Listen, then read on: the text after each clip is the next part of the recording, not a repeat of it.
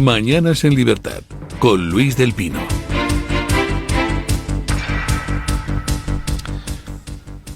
Ocho de la mañana, 7 de la mañana en Canarias. Vamos con las noticias de las 8 con la ayuda de doña Carmen Carbonell. Comienzan las negociaciones para conformar el Europarlamento después de las elecciones del pasado 9 de junio. El Partido Popular Europeo, ganador de las elecciones en Europa, ha ofrecido a los socialistas, el otro grupo mayoritario, repartirse la presidencia del Consejo Europeo en 2 mandatos de 2 años y medio cada uno. Los dirigentes populares defienden la designación de Ursula von der Leyen para un segundo mandato al frente de la Comisión como candidata del partido ganador en las elecciones europeas. Sin embargo, los socialistas insisten en que haya una propuesta equilibrada que refleje el resultado de las elecciones. Por ello, por parte del bloque socialista, proponen a Antonio Costa como presidente del Consejo Europeo, cargo que podría compartirse a mitad de mandato. Las conversaciones van a continuar en Bruselas entre las diversas familias, los populares, los socialistas y los liberales, para llegar a una conclusión. Por parte de España, la negociación socialista la está llevando a cabo el presidente del Gobierno, Pedro Sánchez, que hace a su vez de portavoz de los socialdemócratas junto con el canciller alemán Olaf Scholz. ¿Recuerdan ustedes el cartel electoral del Partido Popular en las elecciones europeas? Tu respuesta. Frente a todos los desmanes de Sánchez en este tiempo, frente a la amnistía, tu respuesta es votar al Partido Popular. ¿Lo recuerdan el planteamiento de campaña del PP? Bueno, pues ustedes votaron al Partido Popular y ahora resulta que el Grupo Popular Europeo, al que pertenece el Partido Popular, pues ayer se sentaba con Pedro Sánchez a negociar el reparto de los puestos de poder de la Unión Europea. La foto es demoledora. Ahí están los 2 representantes socialistas, uno de ellos Pedro Sánchez, los 2 representantes liberales, uno de ellos Macron, y los 2 representantes del Grupo Popular Europeo. Vamos a ver. Pedro Sánchez, según el PP, es un señor que ha pervertido todas las instituciones, es un señor que ha aprobado algo infame como es la ley de amnistía, es un señor que está amenazando a los jueces, que está amenazando a los fiscales, que plantea ultimátums al PP para hacerse con el control de la justicia. Vamos, es lo peor de lo peor, Pedro Sánchez, ¿verdad? Pero ayer se sienta Pedro Sánchez a negociar con el Grupo Popular Europeo el reparto de poder en la Unión. Con lo cual, eso nos deja solo 3 alternativas. Una, que es que Feijóo se ha olvidado de informar al Grupo Popular Europeo de quién es Pedro Sánchez y lo que está haciendo en España. No ha encontrado tiempo en su apretada agenda el señor Feijóo para decirle a Ursula von der Leyen y a los líderes de los restantes partidos que componen el Grupo Popular Europeo: oye, mira, es que Sánchez está aprobando la amnistía. Oye, mira, es que Sánchez está intentando tomar el control de la justicia. Oye, mira, es que Sánchez está amenazando a periodistas. No ha encontrado tiempo Feijóo. La segunda alternativa es que haya encontrado tiempo y le haya informado a Ursula von der Leyen: oye, mira todo lo que está haciendo Pedro Sánchez, y que Ursula von der Leyen le haya contestado: anda niño, deja de molestar, que aquí estamos los adultos repartiéndonos el poder en la Unión Europea. Vamos, la segunda alternativa pues sería que Feijóo no pinta nada dentro del Grupo Popular Europeo, a pesar de que el PP es el segundo partido con más eurodiputados en el Grupo Popular Europeo, después de la CDU alemana. Y la tercera alternativa pues es que el Partido Popular esté otra vez engañando a sus votantes y tenga un discurso aquí en España de supuesta oposición al Partido Socialista. Uy, fíjate lo que hace Pedro Sánchez, fíjate, maldito, ha aprobado la ley de amnistía, intolerable, canalla. Pero luego en realidad es todo teatro.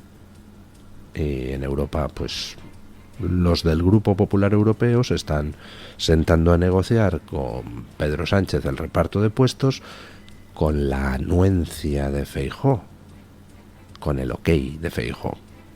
¿Con cuál de las 3 opciones nos quedamos? Feijóo no informa a sus socios de quién es Pedro Sánchez. 1. Segunda, Feijóo informa a sus socios, pero sus socios pasan de él. Y tercera, que es que en realidad, pues, la supuesta oposición de Feijóo a Pedro Sánchez es mero teatro, mero reclamo electoral para que haya gente que siga picando y votando al PP. Al final, sea cual sea de esas tres opciones, el resultado es el mismo, que quienes votaron al Partido Popular en estas últimas elecciones europeas, pues están viendo cómo con su voto en Europa Pedro Sánchez se sienta a negociar el reparto de puestos en la Unión Europea. ¿Les molesta a ustedes que con su voto se haga lo contrario de lo que se sugería en campaña que se iba a hacer, que era responder a Pedro Sánchez? Bueno, pues yo qué sé, no se dejen engañar. A mí desde luego no me han engañado.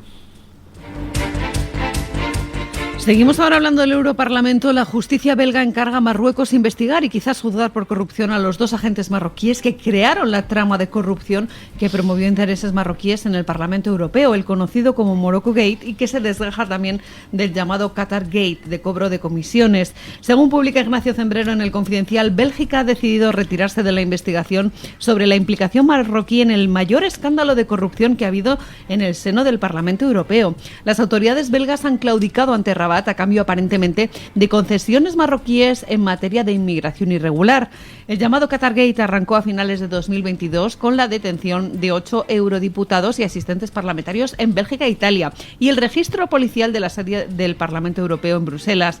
Más tarde, la investigación acabó apuntando a que la verdadera génesis de la red de sobornos había sido no Qatar, sino Marruecos. Este caso aborda el cobro de comisiones ilegales y sobornos en la sede de Bruselas. El objetivo de la trama de corrupción era promocionar la imagen de Marruecos y promover sus intereses, empezando por el Parlamento. En un principio era exclusivamente marroquí, pero más tarde la existencia de la red fue aprovechada por Qatar con sus intereses en el Mundial de Fútbol que se celebró en el año 2022. Bueno, resumen del asunto. Una serie de eurodiputados, ojo, todos ellos del grupo socialista, se corrompen al servicio de Qatar y de Marruecos, cobrando pasta por defender los intereses de Qatar y de Marruecos. ¿En qué ha quedado todo el tema? Bueno, pues que inicialmente mucho ruido y luego ¡pum! Y se dejó de hablar de ello. Sí, ha habido por ahí investigaciones. Se identifica en esas investigaciones a 2 miembros de los servicios secretos marroquíes que al parecer actuaban como enlace con la trama corrupta. Y entonces al final Bélgica coge y dice, bueno, cedemos a Marruecos la investigación sobre los 2 marroquíes que actuaban como contacto con la trama corrupta. O sea, vamos, que no vamos a investigar a los 2 marroquíes. No creo que nadie en su sano juicio piense que Marruecos los va a investigar. Pues nada, ya quedó todo el caso en nada. Y ahora ese mismo grupo socialista al que pertenecían los eurodiputados corruptos va a repartirse los puestos de poder en la Unión Europea con el Grupo Popular Europeo. ¡Sa! En fin, huele todo como muy apestoso, ¿verdad? Además, huele todo como muy apestoso porque al final, pues son muy poquitos medios los que siguen prestando atención a estos temas. Por ejemplo, El Confidencial con Ignacio Zembrero, que es un periodista de primera línea, y que, por cierto, publicaba hace unas semanas una información muy curiosa. Cómo 3 de los policías que investigaban la trama corrupta del Morocco Gate habían sido drogados. Resulta que en un bar empezaron los 3 a comportarse de forma aparentemente producto de la embriaguez, pero cuando los tres son detenidos por la policía se encuentra que alguien les había metido anfetas por un tubo en el cuerpo.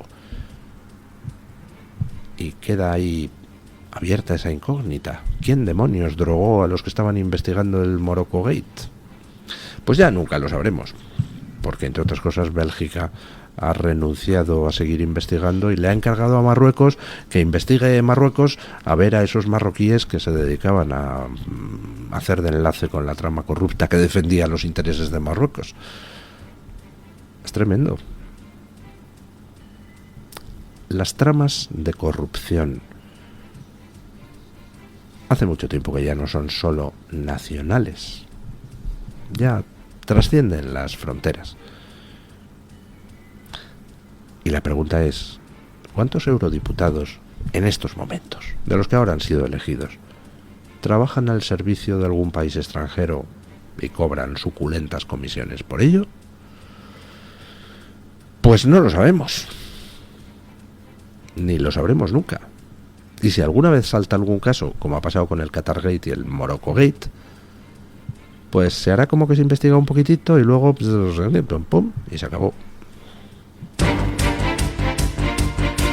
En Cataluña, Salvador Illa dice que aún no está preparado para la investidura del próximo 25 de junio. En una entrevista concedida a la cadena SER, Illa ha confirmado que en su reunión con el presidente del Parlamento catalán, Josep Rull, le pedirá más tiempo para poder cerrar un acuerdo con Esquerra Republicana y los comunes. Yo le voy a decir que voy a concurrir a la investidura y le voy a decir al presidente del Parlamento de Cataluña que necesito más tiempo para armar la única manera que a mi juicio puede hacer viable esta legislatura, que es armar una mayoría progresista integrada por mi formación política, por Esquerra Republicana y por los comuns, que suma 68 de los 135 escaños del Parlamento de Cataluña.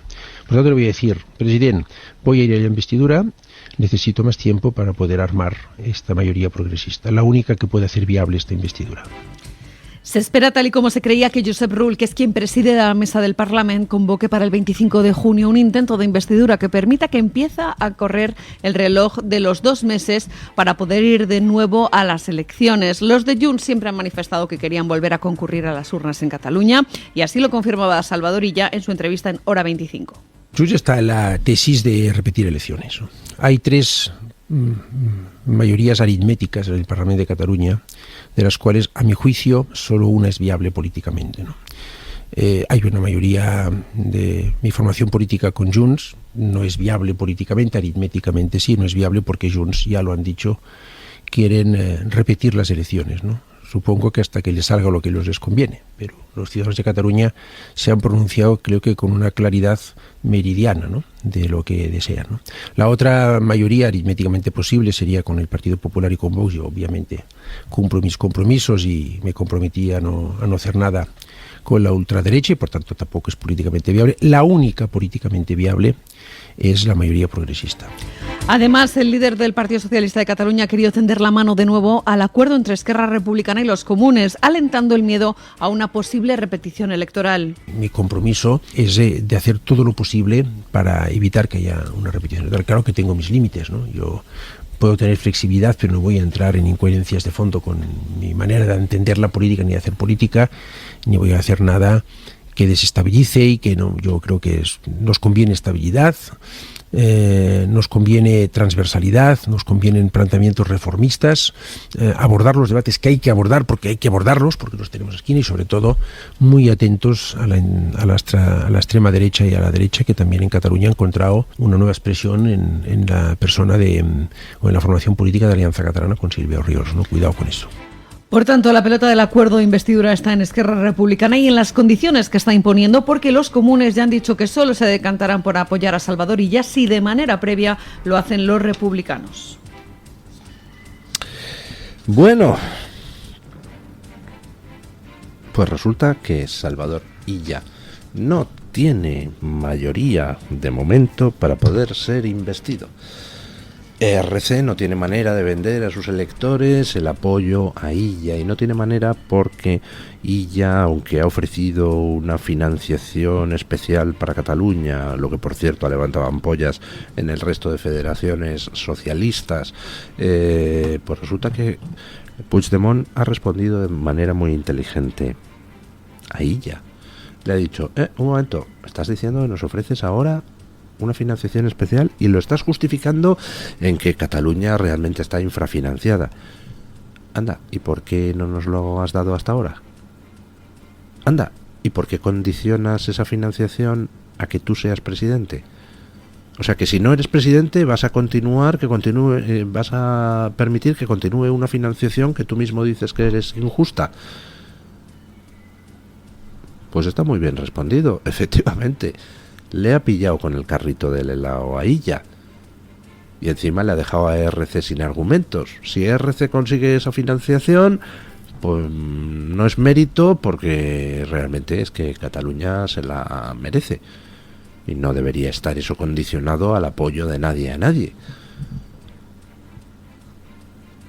Y si no consigue la financiación, pues evidentemente no hay nada de qué presumir. Quien está llevando la batuta en todo esto, quien está ganando el discurso, es, de nuevo, Puigdemont, que es un delincuente, pero no es estúpido. Y al final Illa se encuentra con que no tiene con qué ser investido. Y están pasando cosas enormemente extrañas. Por ejemplo, ayer salía un manifiesto con 300 firmas de gente de ERC, dirigentes, militantes, pidiendo que toda la dirección de ERC dimita. Hoy veo que ya son 450 los firmantes. Está empezando una ebullición en ERC de lo más curiosa. Pero es que además ayer los de ERC denunciaban que ha habido un hackeo masivo de datos en sus sistemas y que alguien ha robado datos de los militantes. Bueno,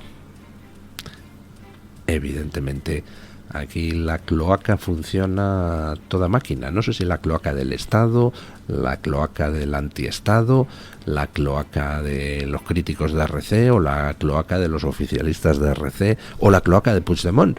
Pero desde luego las cloacas están empezando a operar. Bueno, vamos a ver qué es lo que da de sí este sainete en el separatismo catalán. Pero viendo lo que ha pasado en ocasiones anteriores, vamos a tener intriga hasta el 25 de agosto. ¿Creían ustedes que no iba a haber noticias en agosto? Pues va a haber un montón. Les hablamos ahora de Venezuela, donde la candidata opositora María Corina Machado ha denunciado la detención de más de 30 miembros de su equipo por parte del chavismo. A esta hora la dictadura ha liberado ya a 2 integrantes de la campaña del candidato presidencial Edmundo González. Se trata de Javier Cisneros y Gabriel González, que habían sido detenidos y trasladados al Helicoide, donde se ubican los calabozos del Servicio Bolivariano de Inteligencia, el conocido como SEBIN. La opositora reiteró que estos jóvenes no han cometido delito alguno o son víctimas de detenciones arbitrarias, al igual que el resto de antichavistas arrestados en los últimos meses de cara a un proceso electoral en condiciones absolutamente contrarias a cualquier estándar democrático. Escuchamos las palabras de María Corina Machado.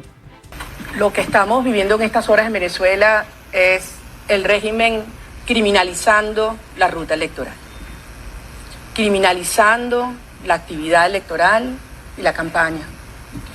En lo que va de año son 37 dirigentes y líderes políticos y sociales que han sido detenidos por la tiranía. 20 de ellos están directamente vinculados a este comando de campaña. 14 están detenidos, 6 bajo la protección de la Embajada de Argentina. El candidato de la principal coalición opositora de Venezuela, Edmundo González Urrutia, añadió que el gobierno de Nicolás Maduro busca crear un ambiente hostil con las detenciones de antichavistas de cara a las elecciones del próximo 28 de julio. Bueno, y en Venezuela seguimos viendo cómo se desarrolla, cómo se plasma la indignidad de Occidente. Venezuela es una cárcel. Venezuela está dirigida por un asesino y torturador que se llama Nicolás Maduro, que desde 2012 lleva reprimiendo todo tipo de protesta de la oposición, lleva falsificando elecciones. Cuando ha perdido elecciones y la oposición se hizo con la Asamblea Nacional, la disolvió con dos narices. Y todo esto lo ha consentido la Unión Europea y Estados Unidos. Con Trump hubo un intento de presión al gobierno de Maduro, pero se acabó Trump y se acabó la presión. Y la Unión Europea, a cambio de concesiones petrolíferas y mineras en el arco del Orinoco, pues ha consentido a Maduro que machaque a la oposición. Es más, ha colaborado con Maduro en machacar a la oposición, avalando supuestas negociaciones donde Maduro hacía concesiones para las elecciones. Al final, todo mentira, un ganar tiempo de la dictadura para así poder imponer sus decisiones y torear a la comunidad internacional y a la oposición interior. Y al final resulta que una mujer valiente, María Corina Machado, a pesar de todo, se ha empeñado en poder concurrir a unas elecciones. Se lo han prohibido, ha puesto ella a otro candidato. Dice, me lo prohibís a mí. Pues ponemos a otro candidato que va a ser el respaldado por toda la oposición. Y Maduro se dedica a detener a los activistas electorales de ese único partido de oposición, a detenerlos y a llevarlos a la cárcel de las torturas del régimen, el helicoide. ¿Y qué dice la Unión Europea? ¿Qué dice el infame Josep Borrell? No dicen nada de nada. De nuevo van a dejar a los venezolanos tirados. Y al final, o no habrá elecciones, o si las hay, las gana la oposición. Por supuesto, Maduro desconocerá los resultados. Y la Unión Europea no hará nada. Vergüenza para la Unión Europea. En fin, vamos con don Juan Carlos Tellez para que nos cuente qué es lo que trae hoy Voz Media. Buenos días, don Juan Carlos. ¿Qué tal, don Luis? Muy buenos días y saludos para toda la audiencia desde Voz Media. Hoy les contamos que un juez federal ha bloqueado temporalmente en 6 estados la modificación del título 9 impulsada por la administración de Joe Biden. Ya saben que esta ampliación del título 9 se estableció en un principio con la excusa de evitar la discriminación para los estudiantes LGBT, pero que muchos consideran que se trata de una treta para conseguir, por ejemplo, que un deportista masculino que dice sentirse mujer participe en competiciones deportivas femeninas en el instituto o en la universidad. Pues bien, el magistrado argumenta que el Departamento de Educación ha excedido su autoridad legal y le ha acusado de actuar de forma arbitraria y caprichosa. De este modo, la nueva regla de Joe Biden está bloqueada de momento en Kentucky, Indiana, Ohio, Tennessee, Virginia y Virginia Occidental, aunque son muchos estados más, como es el caso de Texas, los que recientemente emitieron órdenes judiciales para impedir su aplicación en su territorio. También en el plano judicial les contamos que decenas de fiscales generales piden a un tribunal de Florida que detenga la orden de mordaza de Jack Smith contra Donald Trump. Ya saben que el pasado mes el fiscal especial Jack Smith, que es el encargado de estudiar el caso de los documentos clasificados del expresidente en Florida, emitió esta orden de silencio contra Donald Trump y ahora 24 fiscales generales estatales republicanos han presentado un escrito calificando de inconstitucional esta orden mordaza y pidiendo que se revierta. Y en el plano deportivo, esta noche los Boston Celtics han vuelto a coronarse campeones de la NBA. Los de Boston han vencido a los Dallas Mavericks por un global de 4-1 y acaban con una sequía de títulos que se remontaba al año 2008. Boston Celtics, por tanto, nuevos campeones de la NBA. Muchas gracias, don Juan Carlos.